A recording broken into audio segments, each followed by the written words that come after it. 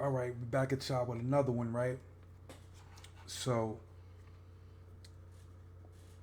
at the recommendation of the many good people that's been coming into the comments, educating, um, either balking on me, trying to educate me, congratulate me. I appreciate all of the above, right?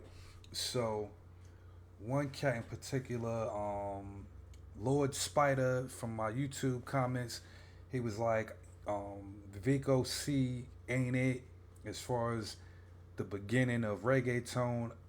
That's cool because that wasn't said like that. The information as how my research pointed me was that he was one of the founders.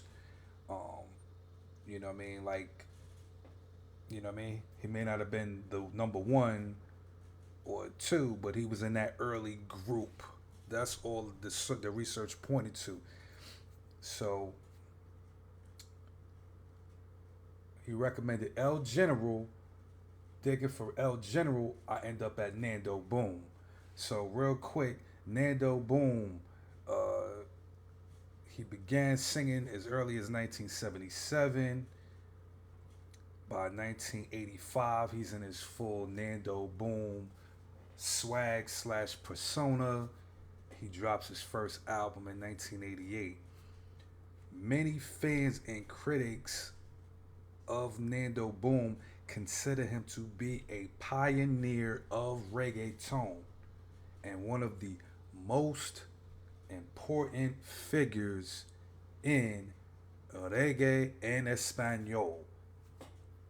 From my with my other general low level research, pictures showing cats like Daddy Yankee and other legends, dapped up with him, and the looks on their faces while with him would kind of tell me that they also think he's somewhat of a founding figure type of motherfucker. You feel me? But the further background on Panama before I get off Fernando Boom and we jump to the next clip. During the building of the Panama Canal, from what I was understanding and digging and finding, Jamaican workers were brought over as well to do, the labor along with and the population that was already there. The Jamaican workers that came over brought that culture with them. That culture would later influence the Panamanian music scene over the following decades because the Panama Canal construction was like as early as like the late 1890s, you know what I'm saying, coming into the early 1900s.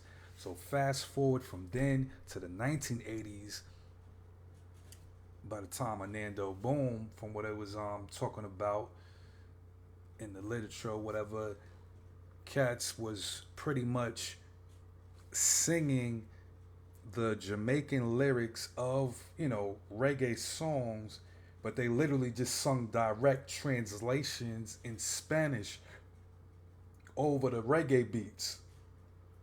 Over time, you know what I mean, that kind of would later down the line translate into reggaeton from the Panamanian standpoint.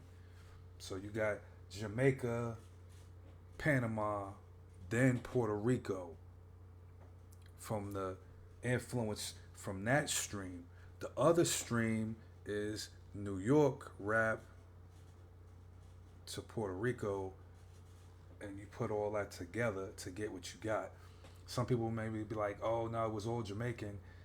There was rap influences too, because you're not going to have subgenres within reggaeton called Latin trap.